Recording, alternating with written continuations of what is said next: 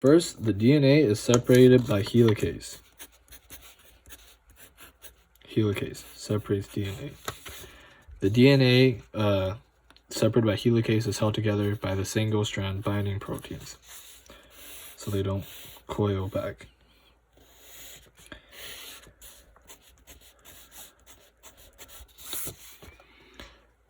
Okay. This is a replication fork. DNA gyrase helps relieve the tension when the helicase is unfolding. The leading strand is a strand that runs from the 5' to the 3'. Parent strand is the strand used to make the new strand. The lagging strand is the strand that runs from the 3' to the 5'. This is also the parent strand. The leading strand, there is an RNA primer. So it's a sequence of RNA. And DNA polymerase 3 attaches to the RNA primer, and then it creates the new strand. So now it creates the new strand by adding nucleotides as it moves that way. In the lagging strand, RNA polymerase cannot do that, since RNA polymerase moves from the 5' to 3' direction. In the new strand, RNA polymerase moves like that, which means that there's going to be spaces. So how that's going to look is so there's first RNA primase as RNA sequences, and then DNA polymerase, not RNA polymerase. Sorry, this is also DNA polymerase. The DNA polymerase moves from the 5' to the 3'. Okay, so moves in this direction. This synthesizes a section of nucleotides, and then there's another strand, RNA primase as RNA primers, synthesizes this strand. Now these fragments created are called Okazaki fragments. This primase is what adds the RNA primers. Okay, and to seal these gaps created in replication, an enzyme called DNA ligase is used to add nucleotides and seal these gaps. After that, an enzyme called DNA polymerase 1 is then used to change the RNA primers to DNA. So the U is replaced with a T. So it goes like this. All the RNA primers in here gets replaced by thymine. Okay. And this strand is called the leading strand because the DNA polymerase needs to DNA polymerase 3 simply just synthesizes this way and it's done. However, this you need to go through the process of DNA ligase, DNA RNA, so adding a lot of RNA primers, using RNA primase a lot, also ligase, as well as finally DNA polymerase 1. Okay, so this is DNA replication. Now, transcription. In transcription, a section of DNA is opened up after a promoter sequence is identified by RNA polymerase. This is the promoter sequence. RNA polymerase identifies it, opens the sequence up.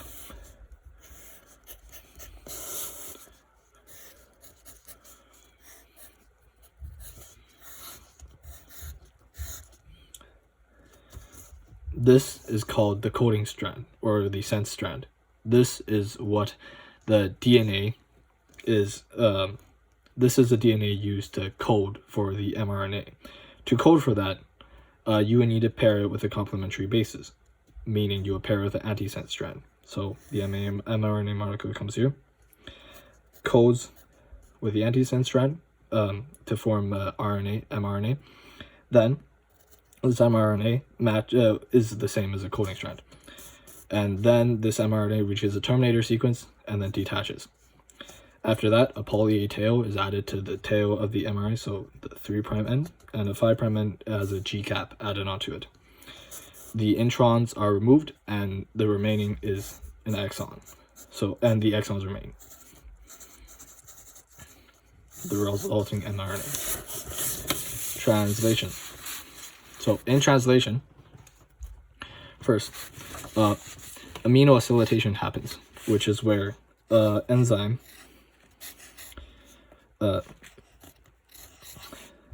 gets a protein and tRNA to bind using the energy from an ATP molecule. ATP binds to the enzyme, gives off the energy, causes these two molecules to form a bond. The RNA bonds to the amino acid, and then it creates mRNA it creates tRNA bonded to an amino acid. And then this comes off. Now, this tRNA attached to a protein is then now floating around the nucleoplasm. Okay. Now, what happens is that this tRNA finds cytoplasm. This tRNA now finds the small subunit of a ribosome, binds onto it. Generally, this tRNA would be the initiator tRNA, so the one that encodes for methionine. Only initiator RNA binds to the smaller subunit of the ribosome attached to the methionine protein. So methionine protein attaches this, binds to smaller subunit. Okay, so now this protein tRNA methionine binder thing, right? This whole thing entirely finds an mRNA. This mRNA binds to a starter sequence. So the G cap added here. And then it walks along the mRNA until it finds the codons. So the star codon. The star codon is a sequence of 3 bases. CAG is a codon. An anticodon is the codon on a tRNA, so on the bottom here. This will be the anticodon, 3 bases found here. Complementary bases to these 3 bases are found on the mRNA. It finds that, and then it binds to it. After that, a larger protein, so a larger ribosome subunit binds to it. So now I have tRNA with a protein, mRNA subunit. Okay, so the mRNA base bound to here and the tRNA here, this is complementary to each other. There are 3 sites, the A, P, and E site. The E site is where the tRNA exits, the A site is where the tRNA initially binds, and the P site is in the center here where the tRNA transfers this amino acid. So from here, what happens is that so another molecule that is complementary to this bit of mRNA sequence. So the sequence, so let's just say it's the CAG, G, U, C.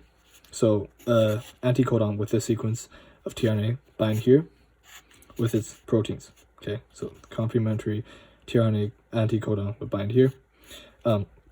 This amino acid forms a polypeptide bond with this, turns into this amino acid. Using the help of a phosphate molecule, so GTP, consuming, so this turns into GDP, and the energy is used to move the mRNA. Now, this molecule comes to the E site, this molecule comes to the P site. After you go the molecule goes to the E site, the molecule exits the ribosome. So now, and this molecule enters this area, which means that you have an open A site, P site with 2 amino acids, and an E site in this big ribosome, an mRNA complex. Now, eventually this process repeats again and again until it forms a very long chain of amino acids, or the other way known as polypeptides. It forms a polypeptide. Eventually it reaches a stop codon, so that's like a sequence of base pairs as well. No, not base pairs, just bases, sequence of bases. Anticodon, so the ribosome actually recognizes a codon, and it does what is called hydrolysis to this bond, and then this whole polypeptide breaks off, and the whole ribosome structure also, so this subunit and this subunit and the RNA also separate. The ribosome is also made of 60% RNA, and also the rest is 40% protein. And the process of using a phosphate so this process in amino acylation, where a phosphate molecule is consumed here to change the shape of this enzyme to form this bond, this is called phosphorylation. And that should explain everything. Oh, and this enzyme is a tRNA activating enzyme. Okay.